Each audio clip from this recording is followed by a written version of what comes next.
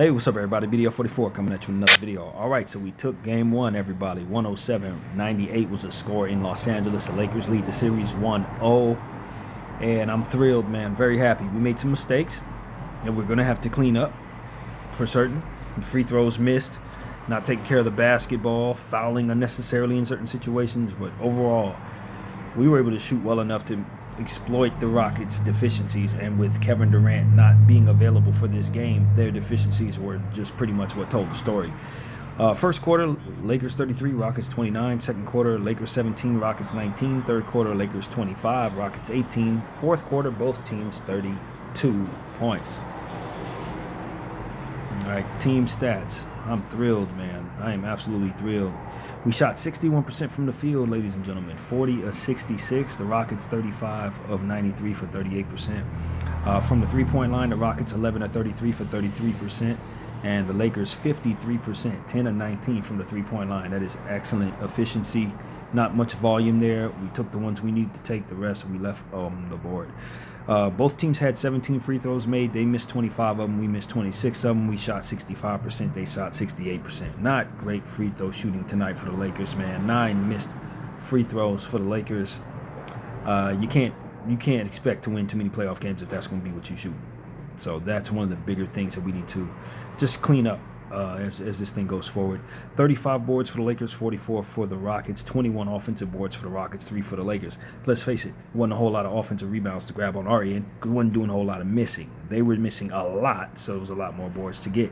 We could have been better on the glass, though, I will say. We could have been better, but those numbers make sense.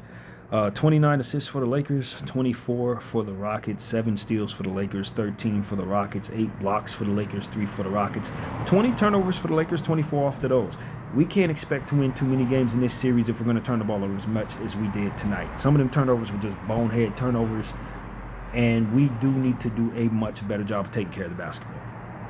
One thing I want to say while I'm thinking about it, the announcers mentioned it several times. It was something I noticed as well. We can't let the Rockets defense force us into rushing our plays. We saw that several times tonight. Marcus Smart trying to push the ball up the floor, unnecessarily rushing and trying to speed. You can't speed run with no team with a Thompson twin on it. You're not going to win that foot race, Lakers.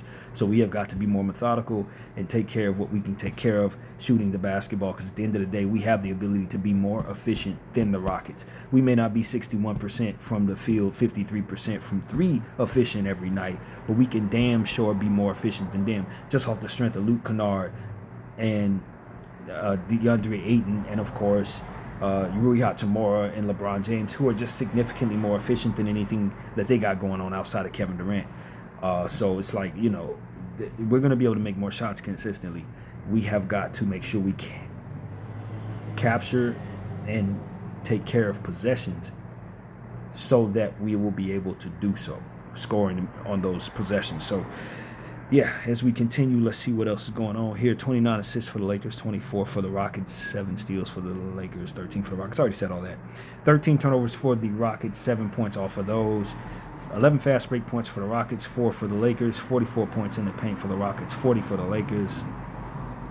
Large lead of the game for the Rockets was 2. They led 4% of the time. Large lead of the game for the Lakers was 16, and we led 93% of the time. We controlled this basketball game, but we did give them the lead back at the start of the third quarter.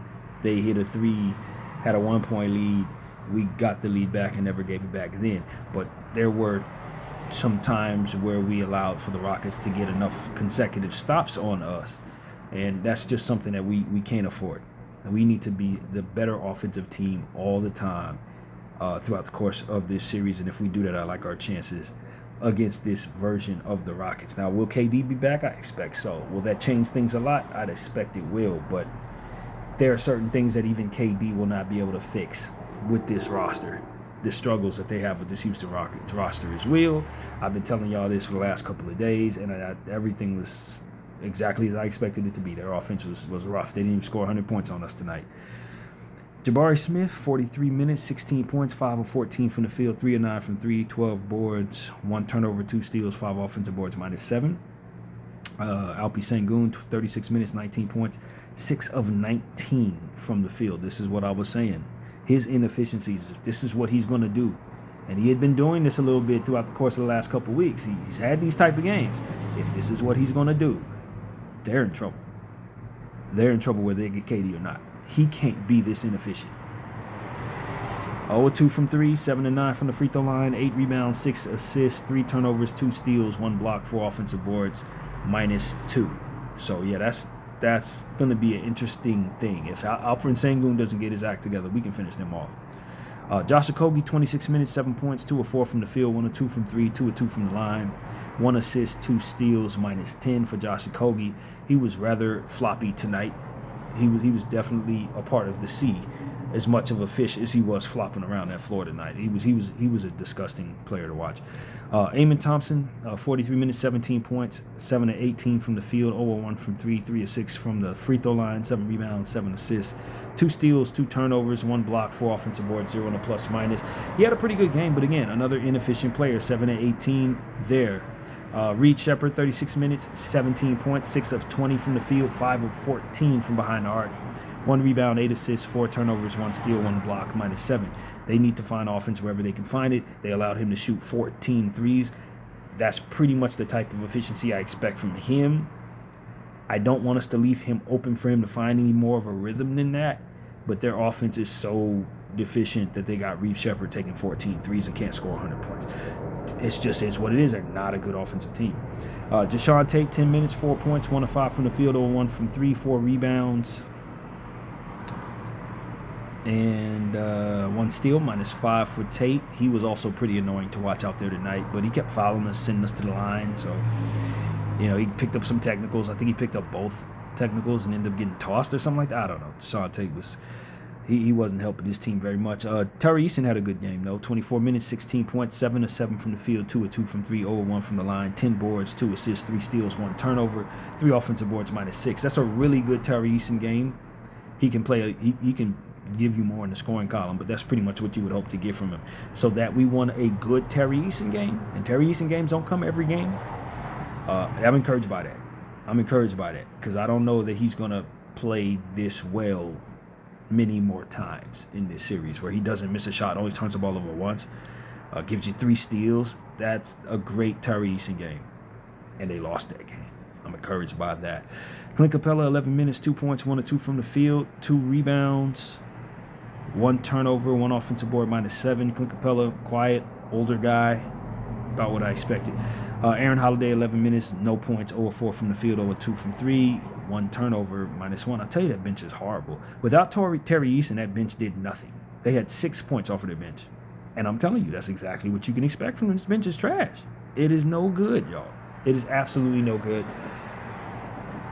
All right, let's see what the Los Angeles Lakers did. LeBron James, 38 minutes, 19 points, 9 of 15 from the field, 1 of 2 from 3, 0 of 2 from the line, 8 rebounds, 13 assists, 2 turnovers, 2 steals, 1 block, +11. Absolutely love what LeBron James did tonight, man. Absolutely love what he did tonight. He stayed within the parameters of the role that he has with Luka and Austin on the floor. Aligned with the logic that I said I wanted to see in the pregame, because I know damn well we don't need him to score that much. We need him to continue being a banshee, because that's where you meet the Rockets at. The Rockets can't score worth a damn, especially without Kevin Durant. Just go out there and exert your energy in the areas that make you a banshee, and you will help this unit more. We can make up the scoring with Rui. We can make up the scoring with Kennard, because those guys don't get the shots that they need to fully showcase their scoring anyway when we have Luka and Austin out there. Let's allow for them to carry the offensive load, and let's just make sure we have the continuity with LeBron being a passer and a rebounder and a defender. He gave us all of that stuff. I thought he was awesome tonight. He gets the game ball for me. It's between him and Luke Kennard. I'm going to lean into LeBron James because, as I said, I just need him to do exactly what he did tonight, and I think he gives us the best chance of defeating the team we're facing. Now, if we were facing anybody else that would require more scoring, I would need him to step away from the role that we've had him in to become that scorer, or else we don't beat a team that you need 130 points to beat. This ain't that. This is not that. This team is probably not going to score more than 110 points a night, maybe 115 points a night. We can get away with LeBron continuing to do this for the rest of the series, and I think we'll have a good chance at defeating the Rockets. So that's why I'm giving him the game ball tonight. But it could very easily go to Luke Kennard because he was special as well. Rui Hachimura, 42 minutes, 14 points, 6 of 10 from the field, 2 of 4 from the 3, 2 rebounds, 2 turnovers, 3 steals, 2 blocks, +7. I like what I see from the stocks category, Rui. Playoff time, you gave me 5 stocks. That's awesome. Absolutely awesome. 6 of 10 from the field, 2 of 4 from 3. That's good shooting, 14 points. I need that type of production every night in this series. You're going to have the minutes. You're going to have the looks. 42 minutes. That is great. That's great. I'd love for him to get more than 2 boards. But, hey, if you're giving me 5 stocks and 14 points on good, efficient shooting, +7, that's a great game for Rui for us. DA, 35 minutes, 19 points, 8 of 10 from the field, 3 of 3 from the free throw line, 11 rebounds, 2 assists, 3 turnovers, 1 block, +7. 3 offensive boards there for DA. He was awesome as well. Only missed 2 shots, double-double on the night. I thought he had some mistakes defensively here and there, but I'm glad Coach didn't overreact to those because he really did give us the best chance to defeat this Rockets team. Remember, all we need to do is outscore a team that can barely score. So we need our scorers on the floor to do that. It's not as important that he be so perfect defensively because they ain't scoring worth a damn anyway. It's most important that he be efficient on the offensive end, which is what his strength ultimately is. So this series, in theory, should allow for him to be able to showcase more of what he's good at and not be punished as much in theory for what he's not good at. And so this is a perfect series for Ayton too. As long as he's as efficient as he is and willing to crash the glass the way that he has been, we're going to need him to do what he does the best for himself, which is score efficiently. So this is great for that. Marcus Smart, 34 minutes, 15 points, 5 of 12 from the field, 1 of 5 from 3, 4 of 8 from the line, 2 rebounds, 8 assists, 5 turnovers, 2 blocks, 1 steal, -5. I was frustrated with Marcus Smart tonight. I appreciated that his stocks were there for us. 3 stocks is good. 5 turnovers were bad. He was one of the ones that was getting rushed by the defense. He was the one making some bad decisions. Even though the 8 assists were very helpful in getting guys involved, he was aggressive and stuff like that.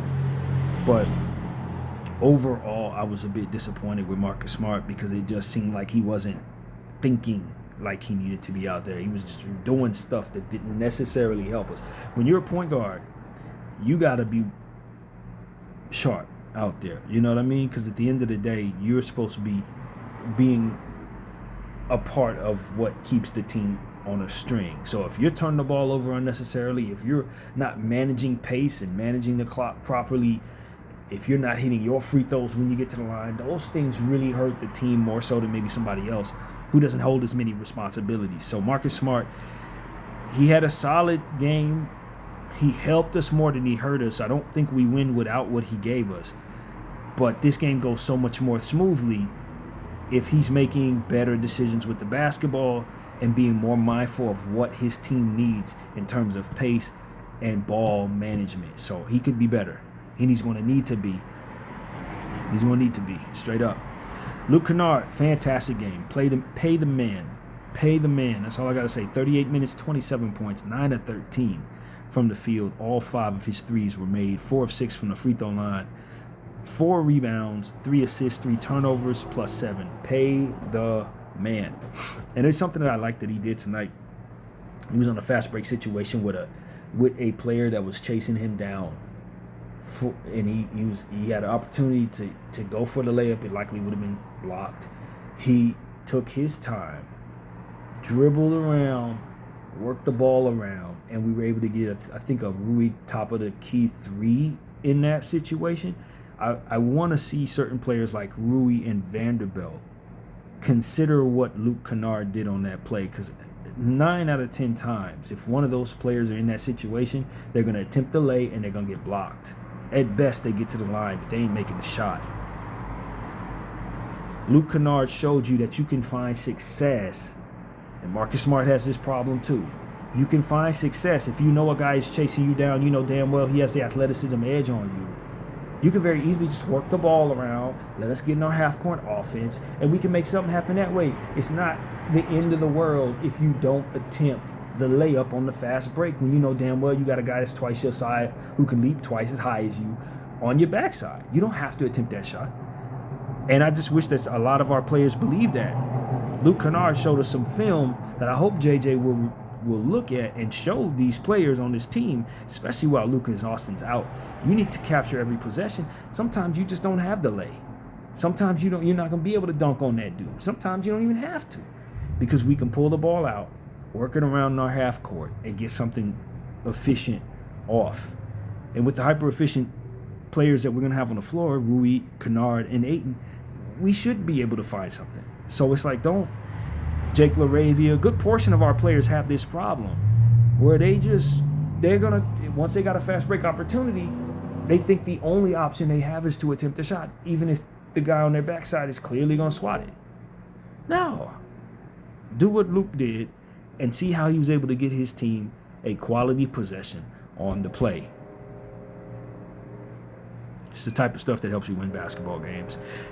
So, yeah, Luke Kennard was awesome tonight, man. He needs his money. +7 on the night. Jarrett Vanderbilt, 18 minutes, 3 points, 1 or 2 from both the 3 and field, 5 rebounds, +4. I thought Vando was pretty solid, 18 minutes. There were times out there where Vando, especially in the fourth quarter, he was kind of running around, not really contributing to much success, trying hard but accomplishing nothing. So it was a little frustrating there, but I thought he played a pretty good game in the first half. Jake LaRavia, 18 minutes, 6 points, 1 or 3 from the field, 0 or 1 from 3, hit all 4 of his free throws, 2 rebounds, 3 assists, 1 turnover, 1 steal, 1 block, +9. I thought he was pretty active out there. I like what I saw from him.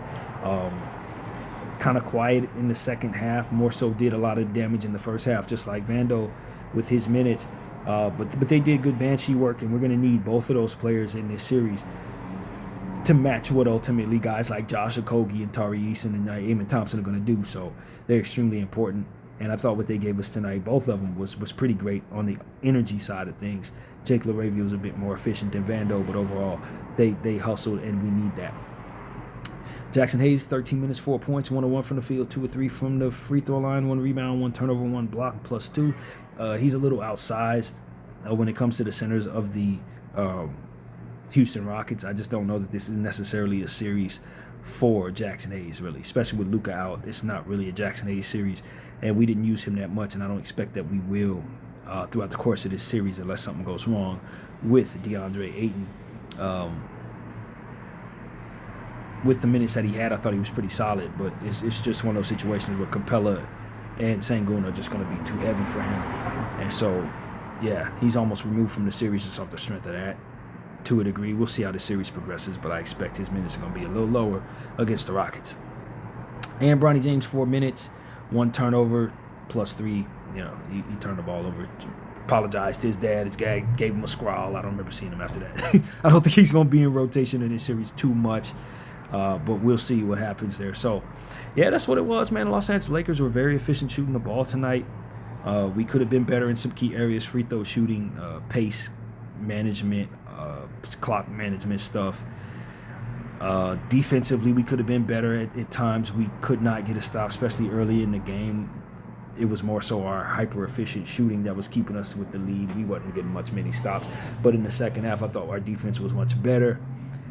So, you know, I thought we weathered what was a strong defensive output from the Rockets, but truth of the matter is the Rockets were not going to beat too many teams in the NBA with what they had on the floor tonight. If I'm just being completely real with y'all, when you don't have Kevin Durant and you're relying on these guys, the people that they have, without a point guard to get them involved, it's not a complete basketball team. And that's why I was so excited about us landing a chance to play the Rockets. The 3 seed didn't matter as much to me because the Minnesota Timberwolves are a complete basketball club. This team, the Rockets, are missing some stuff. And it's damn near malpractice that they left their roster and their coach without a point guard on this roster. You know? And I've been telling people, I don't think the Rockets are any good. I think they have very good players that you should want, but they're an incomplete basketball team, and at this level, you can't have incomplete roster construction. It's not something that you can compete with. You know, Kevin Durant may have a game in this series where he goes for 45, and, you know, they may score 130 points doing so, but it's going to take damn near that type of performance for them to put the output out there necessary to compete with us offensively. Without Luka and Austin, so long as Luke Kennard and Rui Hachimura and DeAndre Ayton and LeBron James just get holding the scoring down, we're gonna be able to do this kind of thing a lot of the time. You know, so like I don't see why the Lakers can't win this series based on what I've seen in this first game. If Kevin Durant's gonna miss any more games of this series, he can't miss any more games of this series. Essentially, what I'm saying to you, Kevin Durant should have played tonight, And he'd be wise to play the rest of the series, whether he hurt or not. Or his team, he going to be sitting a lot. You know what I mean? For the rest of the summer, he going to have all the time to sit and rest his injuries. Because this team can't actually function without him. They barely can function with him, if I'm being honest with you. It's just is what it is. So I think the Lakers feel good about winning this first game. Again, you know, we temper our expectations because we are missing our two best players. But I like how we competed tonight. I think there were some things that we did wrong tonight that we could shore up. So that means I believe we could play better than we did tonight. And I think we're more used to playing without our guys at this point than they are used to playing without Kevin Durant. So I think that played a part in this as well. There's going to be an adjustment period for them if they're going to miss Kevin for any more games. I'm sure they'll play better in the next one than they did in this one based on that. But all in all, I don't see why this can't continue. I have no reason to believe this can't continue. We just have to continue to be as efficient as we've been. And, I thought the Rockets made some mistakes tonight sending us to the line a lot in the third quarter. We didn't make all of our damn free throws, but, they weren't able to kind of flex their muscle defensively on us some in that third quarter where they otherwise would be able to because they kept on making it easy for us by sending us to the line. I think if you eliminate some of those possessions, it's a different basketball game, and we will expect they will make the adjustment to do that. So we need to be ready for that adjustment, coupled with a better Kevin Durant, coupled with just an overall better Rockets shooting team, which I expect. Jabari ain't going to go 5 for 14, while Sengun goes 6 for 19, while Shepard goes 6 for 20, while Amon goes 7 for 18. Those four players will not be as inefficient in the coming games. That they're not going to be that bad offensively. That I do not expect.